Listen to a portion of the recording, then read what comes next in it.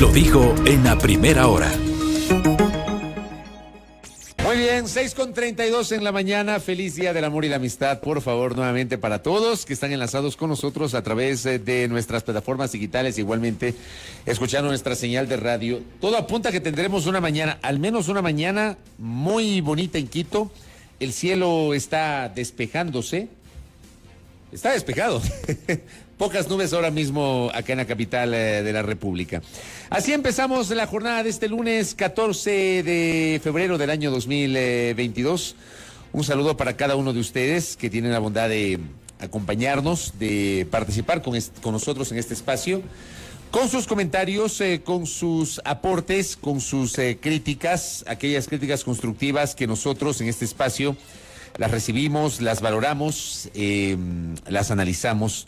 La crítica constructiva siempre será importante para mejorar, ¿no? Esa es la idea, para intercambiar criterios, para mejorar, no la crítica destructiva. La crítica destructiva siempre es dañina. A ratos, lamentablemente, en este país hay mucho de crítica destructiva, ¿no? Muchísimo de crítica destructiva. Así que valoro mucho los mensajes que recibimos a lo largo de la jornada en nuestra transmisión digital. E igualmente no se olviden que tenemos nuestro chat de WhatsApp de Sonorama 0999-120.000. Allí también ustedes tienen la posibilidad de interactuar con nosotros en este espacio informativo. Muy bien, vamos a comenzar con el comentario correspondiente a la jornada del día de hoy. Cerramos la semana anterior y esta semana empieza como terminó la semana anterior. Empieza tal cual respecto del conflicto de carácter institucional en el Consejo de Participación Ciudadana y Control Social. Tuvimos la oportunidad el pasado viernes de entrevistar a Hernán Ulloa Ordóñez, presidente o consejero del Consejo de Participación Ciudadana, que asegura que él es el presidente. Le preguntamos. El jueves dialogamos con Sofía Almeida, quien dice que ella sigue siendo la presidenta del Consejo de Participación Ciudadana y Control Social. Al final, pregunto, ¿quién dirime?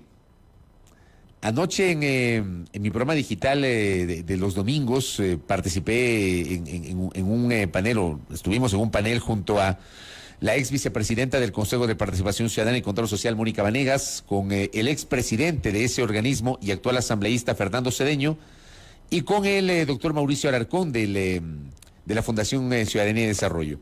Y claro, al final del programa les pregunté, ¿quién mismo es el presidente? ¿O cómo se resuelve esto? Entonces Mauricio Alarcón señala que el presidente, guste o no, es Hernán Ulloa. Guste o no, es Hernán Ulloa. Porque se aplicó la norma del Código Orgánico Administrativo con base en un pronunciamiento anterior sobre otro tema de la Procuraduría General del Estado. Así que, según el doctor Alarcón, no hay nada que hacer y el presidente es Hernán Ulloa. Fernando Cedeño, en cambio, sostiene que sigue siendo Sofía Almeida. Que lo que se generó la semana anterior, el miércoles, fue totalmente ilegal. Esa autoconvocatoria que no está prevista en la ley orgánica del Consejo de Participación Ciudadana y Control Social y que no podían remover a la presidenta de ese organismo.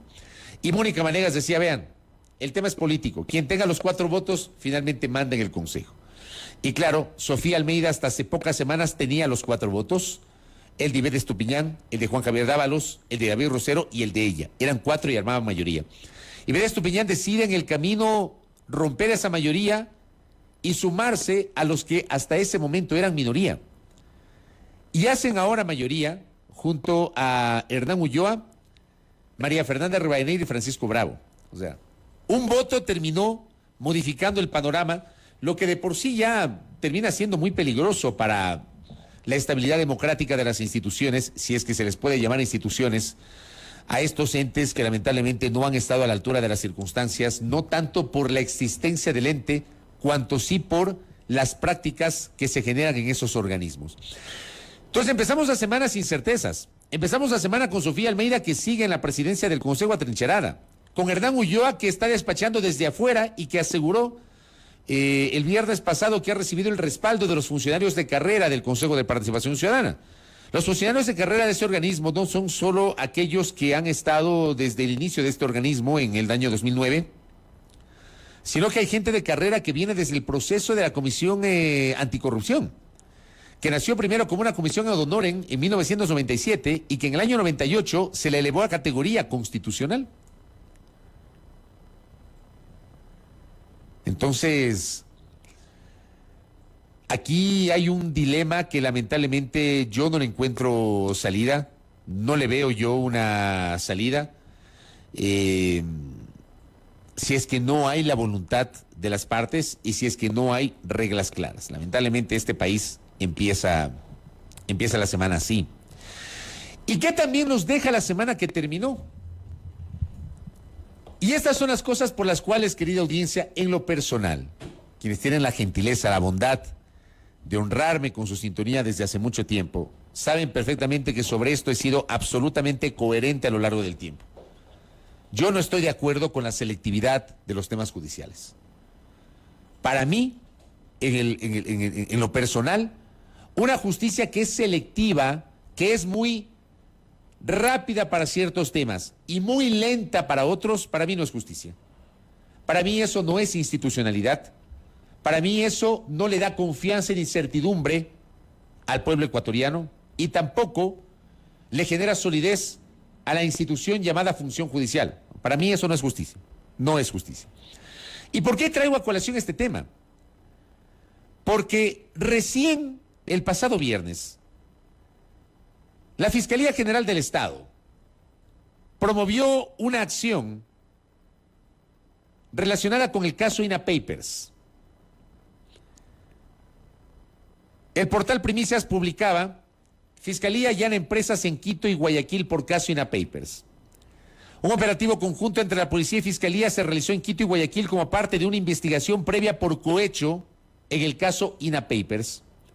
La investigación previa de la fiscalía se centra en un supuesto cohecho cometido entre 2010 y 2018 en el caso denominado INA Papers, en el que se presume la vinculación del expresidente de la República, Lenín Moreno, con la empresa offshore INA Investment. Por ello, la tarde del viernes 11 de febrero del 2022, la policía allanó varias empresas en Quito y Guayaquil, donde se incautaron documentos y equipos electrónicos con información contable cuya existencia fue negada a la Fiscalía.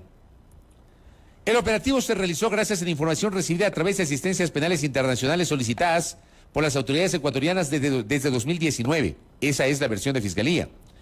La empresa INA Investment fue constituida en Panamá por Edwin Moreno, hermano del expresidente Lenín Moreno, quien ha negado todas las acusaciones al respecto, pidiendo a la Fiscalía investigar las denuncias que lo involucran en el caso. Moreno salió del país en agosto del 2021 para trabajar en una universidad en Miami. En noviembre, el expresidente fue nombrado comisionado de la Organización de Estados Americanos, OEA, para asuntos de discapacidad. Moreno ha fijado su residencia en Paraguay, pero viaja continuamente a Estados Unidos para visitar a sus familiares. Esa es la nota de Primicias. El Universo. Caso INA Papers, Fiscalía allana propiedades en Quito y Guayaquil dentro de la investigación previa por un presunto delito de cohecho. En los allanamientos desarrollados al mediodía de este viernes se incautaron documentos y equipos electrónicos que contendrán información contable. La Fiscalía allanó al mediodía de este viernes propiedades ubicadas en Guayaquil y Quito. Las acciones forman parte de una investigación previa levantada por el caso denominado INA Papers sobre hechos que revelarían un presunto delito de cohecho que se habría cometido entre 2010 y 2018. En los allanamientos desarrollados en varias empresas de ambas ciudades se incautaron documentos y equipos electrónicos que contendrían información contable.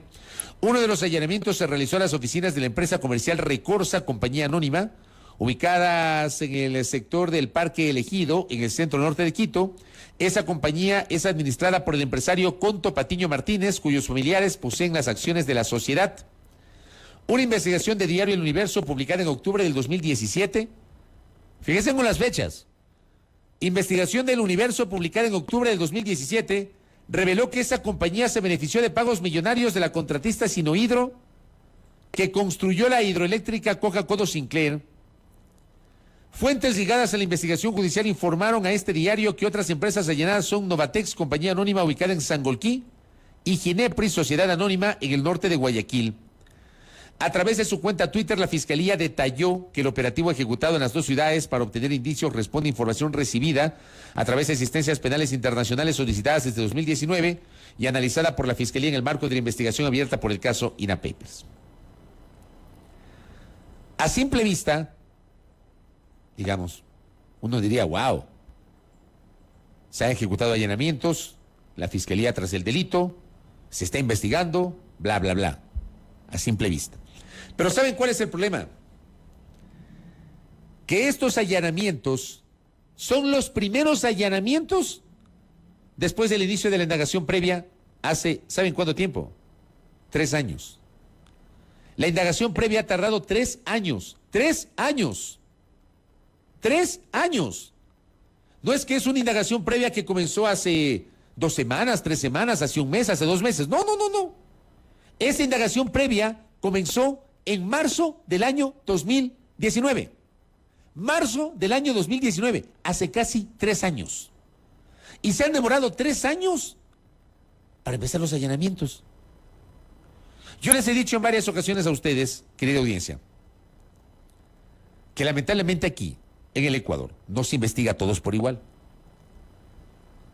Sobre este tema, basta, por ejemplo, con remontarse al 19 de febrero del 2019, cuando el portal La Fuente, llamado Periodismo de Investigación, publica un trabajo del periodista Cristian Zurita Ron y del hoy asambleísta Fernando Villavicencio, llamado El laberinto offshore del círculo presidencial.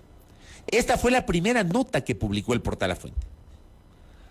Un par de semanas después, La Fuente publicó el caso Receta de Arroz Verde, que desembocó en el caso Sobornos 2012-2016. Y ustedes saben perfectamente que esa investigación, la de Receta de Arroz Verde, sirvió de base para comenzar justamente el procesamiento penal que desembocó en una sentencia contra varios personajes asociados a esta trama de supuesta corrupción, del pago de dinero para financiar campañas electorales por parte de contratistas que luego, según la teoría de la Fiscalía que fue acogida por los jueces, se beneficiaron de contratos con el Estado.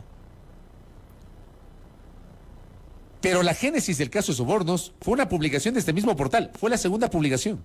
La primera fue esta, El laberinto offshore del círculo presidencial. Y hubo una tercera publicación de La Fuente, la de supuestas irregularidades en el financiamiento de la campaña electoral de Alianza País para el año 2017. Este caso que le denominó el portal Lucas Majano. Déjeme ver si encuentro la fecha.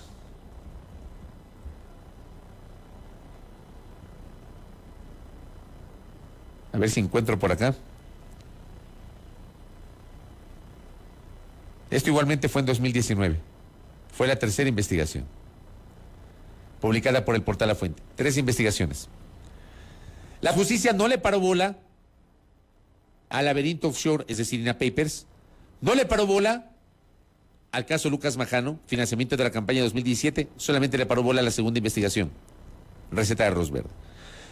Cuando a las autoridades se les ha preguntado ¿qué pasó? Estamos trabajando, vamos a tener sorpresas. La fiscal general del Estado, hace alrededor de 8 meses, 7, 8 meses, había anunciado que tenían muy avanzada la información del caso INA Papers y que en pocos días el Ecuador se iba a estremecer con el caso INA Papers. Bueno, han pasado 8 meses, 7, 8 meses de esa declaración. Y lo que hemos tenido hasta el momento es un allanamiento o un cronograma de allanamientos recién 3 años después desde que se denunció este caso. ¿Cuál es el caso INA Papers? Lo publicó La Fuente. INA Investment Corporation es una empresa offshore vinculada a Javier Macías Carvignani, su esposa María Auxiliadora Patiño Ordoiza y a la familia del presidente de Ecuador. En ese momento, 2019, era el presidente del Ecuador, Lenín Moreno. Entre 2012 y 2016, esa compañía manejó cuentas en el Balboa Bank de Panamá, con las que adquirieron los muebles y alfombras que Lenín Moreno no negó haber recibido en su departamento en Ginebra, Suiza, en el año 2015. Además, de una de esas cuentas se hicieron 2 transferencias por la compra de un departamento en la costa mediterránea del 2016. Dice que INA Investment Corporation fue constituida originalmente por Edwin Moreno Garcés, hermano del presidente, en Bélice, un paraíso fiscal de Centroamérica justamente cuando Lenín Moreno era vicepresidente de Rafael Correa. Posteriormente, en 2016, se creó una empresa similar en Panamá con los mismos representantes. Finalmente, INA Investment debió ser registrada en España para perfeccionar la compra del apartamento y se publica justamente toda la historia, en la que, por otra parte, hay un elemento interesante. Pagos de Sinohidro a Conto Patiño Martínez, cuyas oficinas fueron allanadas el pasado viernes. Dice acá, el martes 4 de diciembre del 2018, Ricardo Alemán Alfaro, ex embajador de la República de Panamá en México, le ordenó a la abogada Laura Sinesterra, socia de la firma de abogados Mendoza, Arias, Valle y Castillo, MAFCO, en Panamá, que procede en inmediata disolución de INA Investment Corporation constituida en Bélice. En una comunicación de la citada fecha, Alemán Alfaro escribió, me pide XM que por favor procedas lo más rápido posible con la disolución. XM es Javier Macías Carmignani. Al día siguiente, miércoles 5 de diciembre, Laura Sinisterra hizo lo ordenado y la respuesta de Ricardo Alemán fue, adjunte documentos preparados para la disolución de INA, el proxy debe ser firmado por la señora María Auxiliadora y los documentos corporativos deben ser firmados por usted.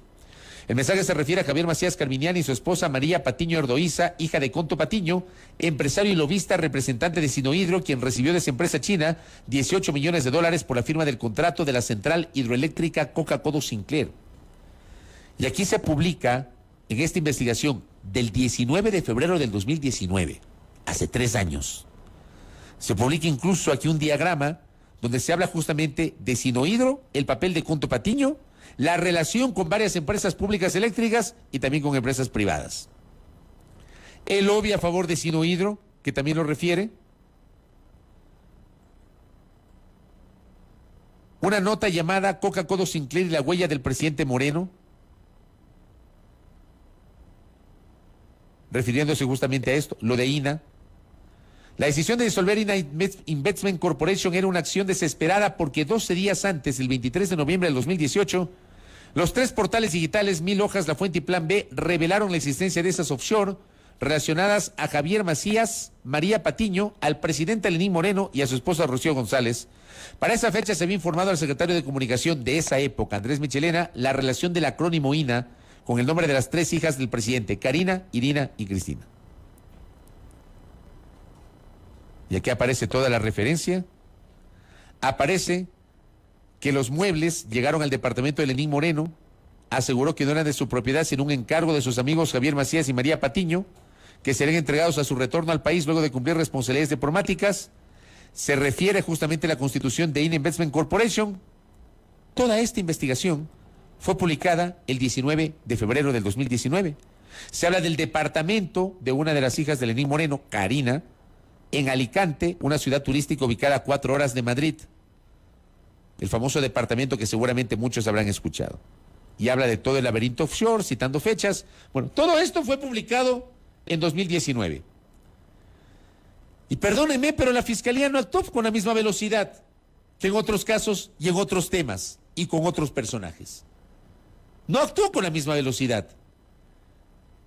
No lo hicieron, se han demorado 3 años y claro, vendrán los argumentos. Vendrán justamente los argumentos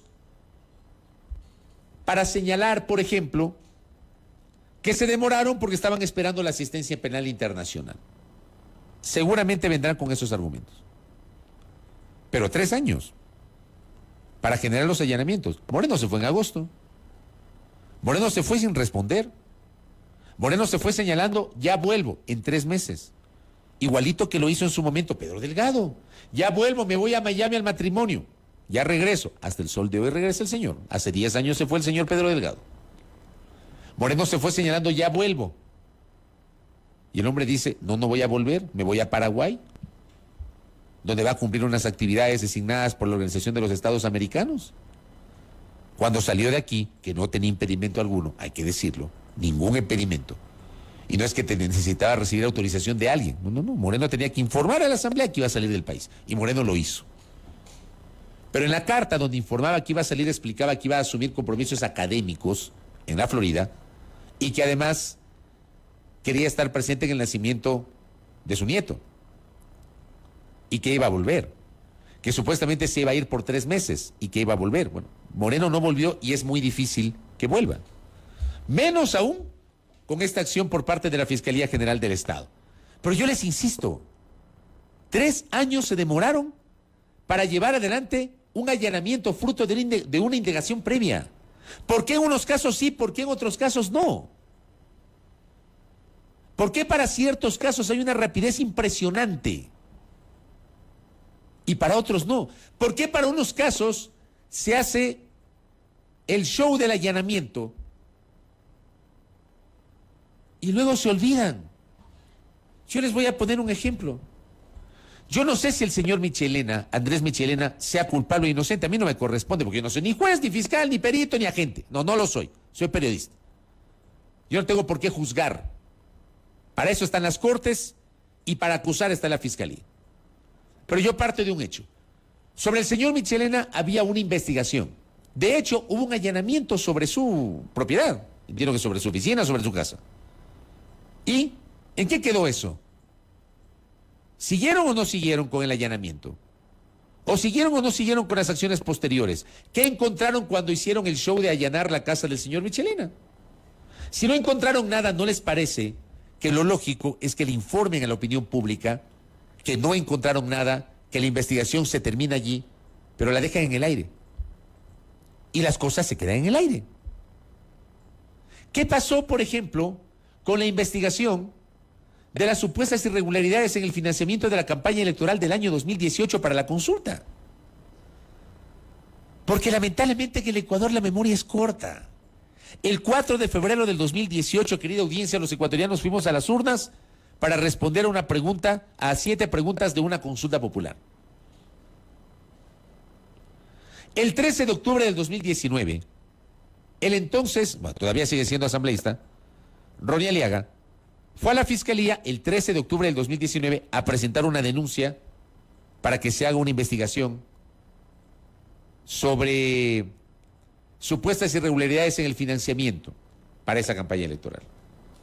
Se demoraron algo así como 8 o 9 meses hasta que los colegas del portal Aposta publicaron un día domingo una nota llamada Arroz Moreno que refería justamente esas irregularidades atribuidas al financiamiento de la campaña electoral. Ese mismo día, Lenín Moreno reaccionó 2 horas después, o le dieron escribiendo en su cuenta Twitter, señalando que no iba a permitir que se pretenda ensuciar la consulta popular del 4 de febrero del 2018. Y que había ordenado en ese momento que se haga una investigación interna en las empresas públicas. ¿Qué pasó con esa investigación interna si es que la hubo? Pocas horas después, Aliaga fue llamado recién a declarar por parte de la Fiscalía. A semana seguida llamaron algunas autoridades del gobierno de Moreno a explicar si es verdad o cómo es que empresas públicas con recursos del Estado que no les correspondía financiaron una campaña electoral para promover el sí en la consulta popular del 4 de febrero del 2018. ¿Saben qué pasó con eso? Nada. Nada. Una semana nos estuvieron hablando del tema. Una. Y después se olvidaron. Después se olvidaron. No volvieron a hablar del tema. ¿O ustedes se acuerdan? Yo les pregunto, ¿se acuerdan de esto que estoy señalando? Les apuesto que muchos de ustedes no se acuerdan. ¿Saben por qué? Porque no está en el radar. Porque lo mantuvieron ahí una semana y luego, vea, crearon o generaron algún otro tipo de controversia para que nos olvidemos de esa investigación. Y por supuesto que las investigaciones son reservadas. ¿Pero cuánto tiempo ha pasado? 2 años desde que comenzó esa investigación. ¿Y cuáles son sus resultados? ¿No les parece que después de 2 años deberían tener algo? ¿O tan largas son las investigaciones para ciertos casos? Porque para otros se demoran pocos días, semanas, un par de meses máximo. Es que ese es el punto. ¿Por qué se maneja con selectividad las investigaciones? ¿Por qué? Aquí en el Ecuador debe haber un principio de igualdad ante la ley de todos los 17 millones de ecuatorianos. No más a unos ni menos a otros, de todos. Y la función judicial históricamente no ha estado a la altura de las circunstancias y por eso el común de los ciudadanos no confía, no confiamos en la Administración de Justicia. Bien esta referencia. Gracias, estimado Cristian. El reparto de los hospitales, ¿se acuerdan? También hubo investigaciones periodísticas. Publicaron los colegas de la historia. Publicaron hasta un diagrama donde estaba una ministra de Estado, donde estaba gente de su entorno, donde estaban legisladores. Yo no podría decir que la ex ministra Romo es culpable o inocente. Les insisto, a mí no me corresponde. O que el asambleísta fulano, sultano, mengano, perencejo. No. Para eso están las investigaciones. El punto es, ¿qué pasó con esas investigaciones? La anterior asamblea se acabó. La anterior asamblea se terminó. Y muchos de esos personajes que estaban en el famoso diagrama, que supuestamente habrían recibido cuotas de poder en el sector salud para sus provincias, para estar cerca del gobierno anterior, ya no son legisladores. Ya no son. Entonces ya no tienen el mismo poder político. Se terminó el periodo anterior y no investigaron nada. No investigaron a legisladoras sobre las cuales hubo hasta reportajes de televisión con denuncias de gente que decían, ¿sabe qué? A mí me dieron un puesto en la zonal no sé cuánto del Ministerio de Salud en Guayaquil. Y cada mes yo tenía que entregar $100 o $200 a la mamá de la mencionada legisladora en su casa. A confesión de parte, relevo de prueba, nos dicen los abogados. Eso salió en la televisión, yo lo vi, reportaje de Coavisa. ¿Y qué pasó? No pasó nada. No pasó absolutamente nada. El tema de los diezmos. No investigaron nada. No investigaron nada. Presentaron, me acuerdo, que el entonces asambleísta, Fabricio Villamar, presentó una denuncia ante la Fiscalía, como noticia crímenes, para que se investigue acerca de una veintena de legisladores. El tema de diezmos avanzó a paso de tortuga. Y sobre el tema diezmos, me parece que sentenciaron a Norma Vallejo, llamaron a juicio a Karina Arteaga y pare de contar. Yo no sé si alguien más está investigado sobre el tema diezmos del último periodo. Porque claro, María Alejandra Vicuña fue sancionada por un tema de diezmos igualmente vinculado al periodo anterior, no a este que terminó, sino al otro, cuando todavía era legisladora. ¿Y el resto? ¿Investigaron o no? Llamaron a declarar, pidieron información, etcétera. ¿Y qué pasó? Ni hospitales, ni reparto de los hospitales, ni el tema diezmos. Y ahora se hace semejante, digamos, acción, para llamarla de alguna manera, semejante acción por parte de la Fiscalía de allanar. 3 años después. 3 años después. ¿Se dan cuenta? Para mí eso termina siendo impresentable. Y podrán explicar lo que quieran. Para mí es impresentable que se demoren 3 años en generar allanamientos. Hay casos, por ejemplo, sobre los cuales la justicia tampoco avanza. No avanza. Otro tipo de casos sobre los cuales está ahí. Está ahí.